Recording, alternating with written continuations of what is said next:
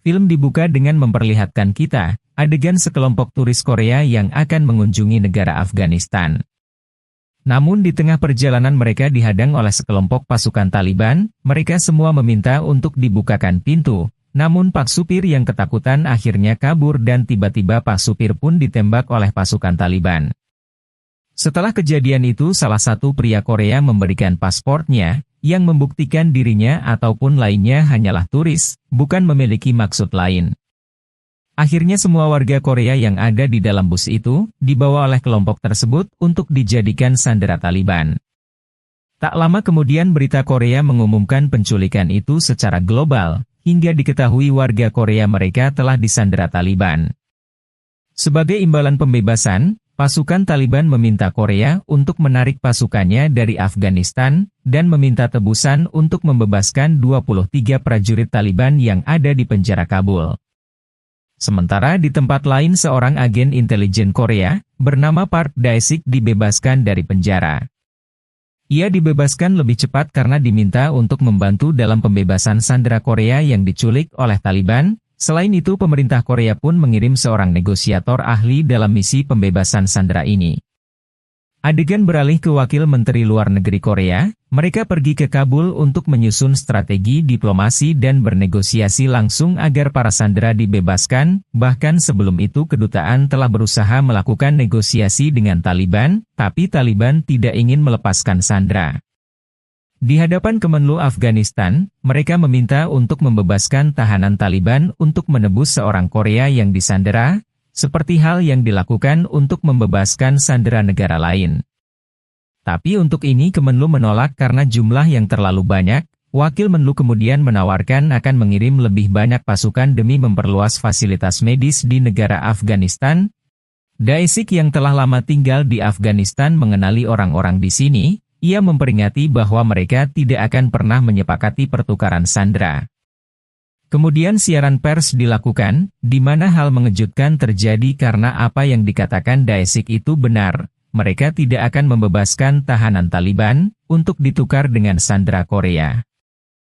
Mereka pun memilih untuk menemui pihak Afghanistan, tapi di tengah perjalanan mereka terjebak kemacetan. Terlebih mereka harus mengejar waktu, mereka mencoba melewati gang sempit bahkan sampai melewati jalur yang berlawanan.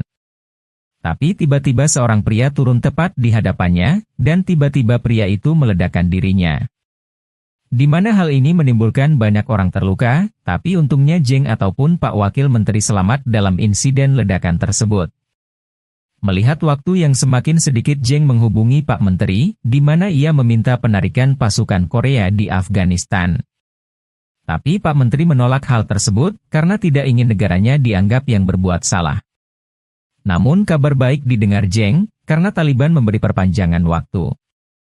Sehingga di saat itu juga Jeng pergi menemui Menlu Afghanistan, ia tidak bisa menuruti keinginan Jeng. Adegan beralih ke pria bernama Kasim, ia yang merupakan orang Korea yang telah lama tinggal di Afghanistan.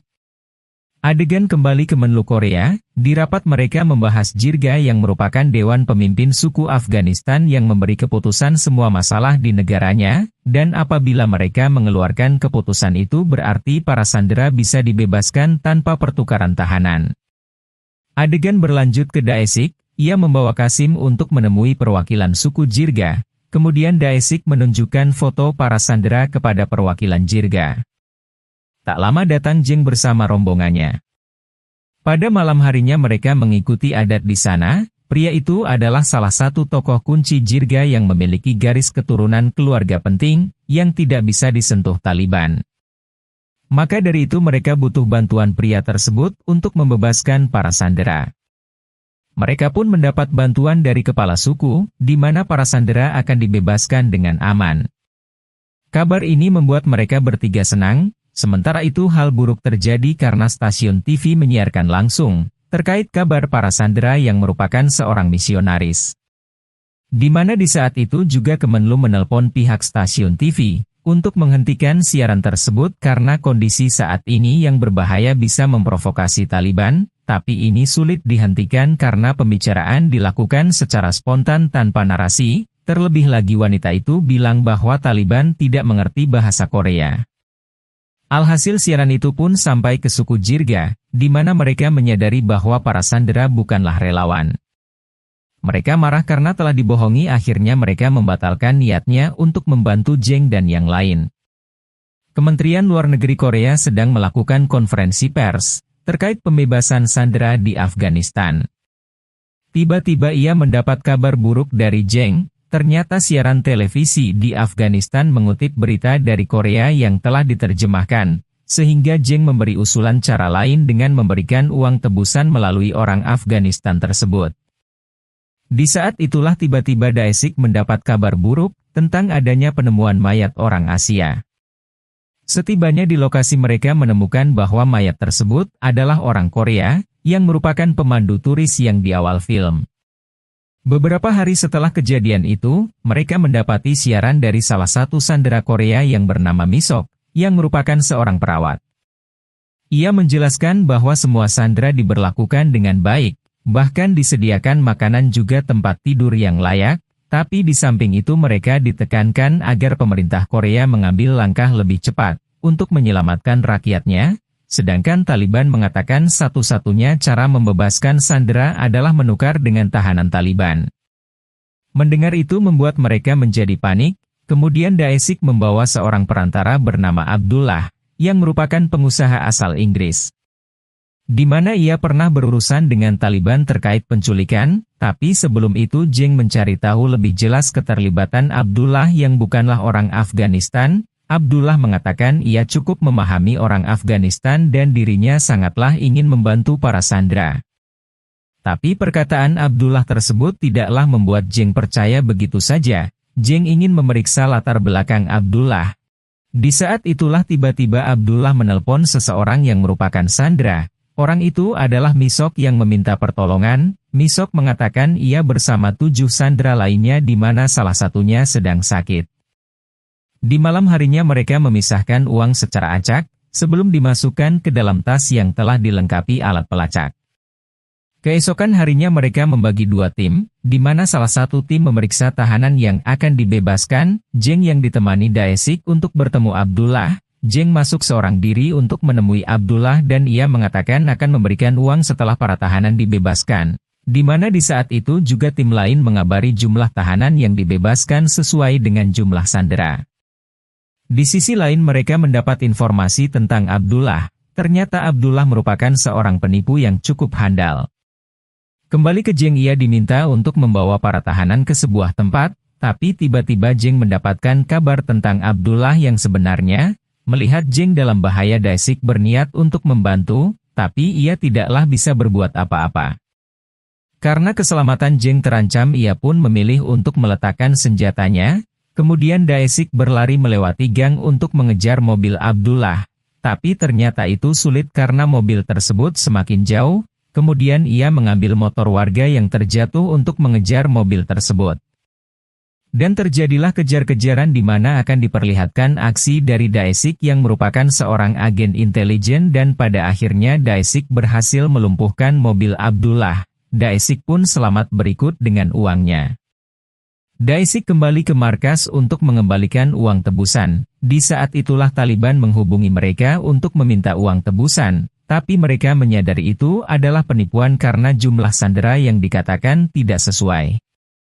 Kemudian ada yang menghubungi kembali terkait batas waktu yang sudah habis. Mereka menggunakan sandera agar permintaan mereka dipenuhi di mana terdengar suara sandera yang memohon untuk dibebaskan, dan setelah itu mereka memberikan waktu tambahan sampai besok sore. Keesokan harinya mereka berdua mendapat kabar tentang adanya operasi militer yang dapat memprovokasi Taliban. Di saat itulah Jeng diminta untuk rehat dari kerjaannya, karena pekerjaannya telah selesai. Kemudian Jeng tanpa disengaja melihat tayangan televisi, terdapat keluarga Misok yang berharap Misok pulang dalam keadaan selamat. Melihat itu Jeng menghubungi sekretaris presiden. Jeng mengatakan akan melakukan negosiasi tatap muka dengan Taliban. Merasa ini adalah kesempatan terakhir, tapi ia malah diminta untuk menuruti perintah menteri. Dengan perasaan kecewa Jeng meninggalkan kamarnya, tapi tiba-tiba ia mendengar dering telepon dari presiden. Merasa adanya kesempatan yang diyakininya, Jeng berupaya melakukan negosiasi tatap muka dengan Taliban.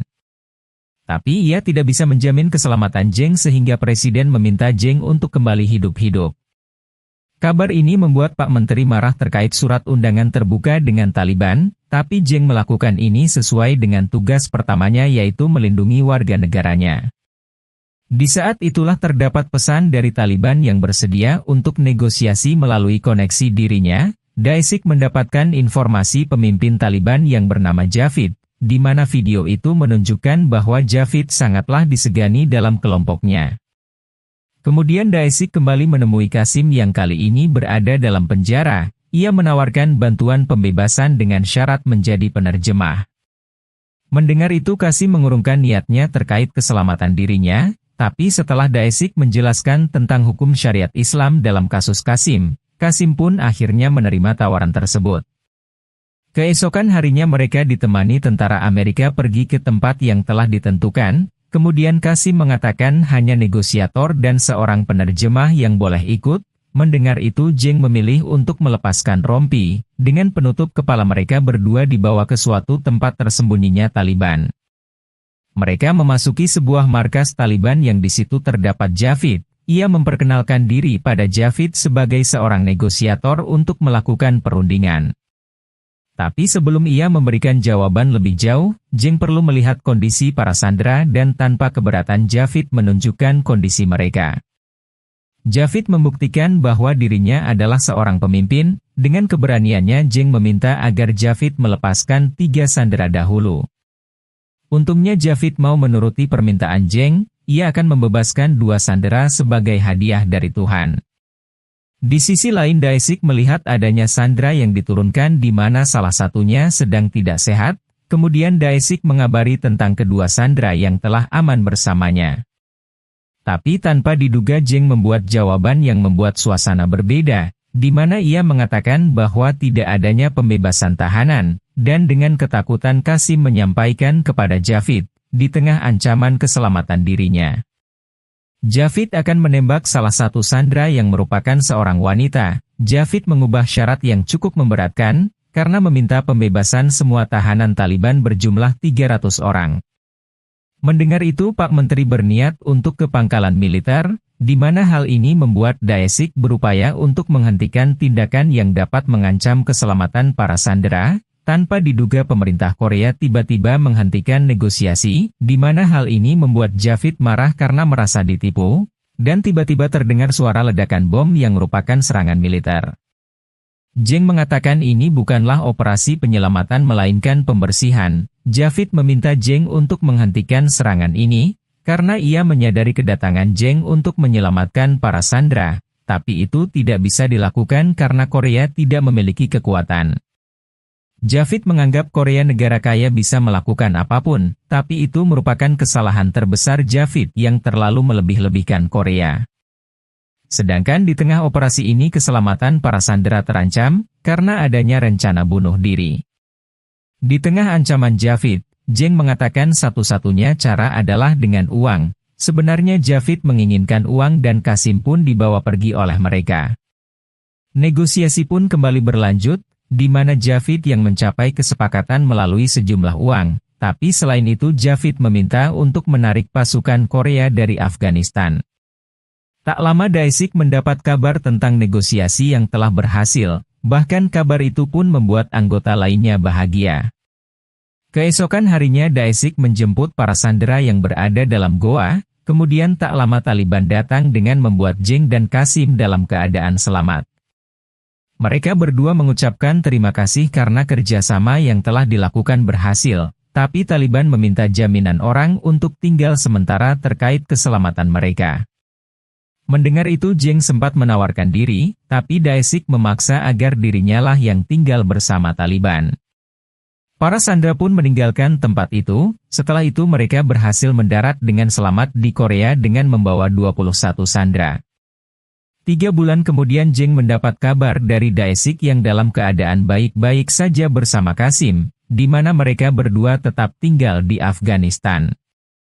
Setelah itu Zheng memasuki sebuah ruangan yang telah membahas penculikan yang dilakukan oleh perompak Somalia. Mereka membajak kapal yang membawa 25 orang Korea. Sehingga pemerintah membentuk tim respon cepat untuk menanggulangi hal tersebut. Dan film pun selesai. So kawan, gimana ceritanya? Pasti seru kan? Itulah cerita dari film The Point Man. Sampai bertemu di video selanjutnya. Bye-bye.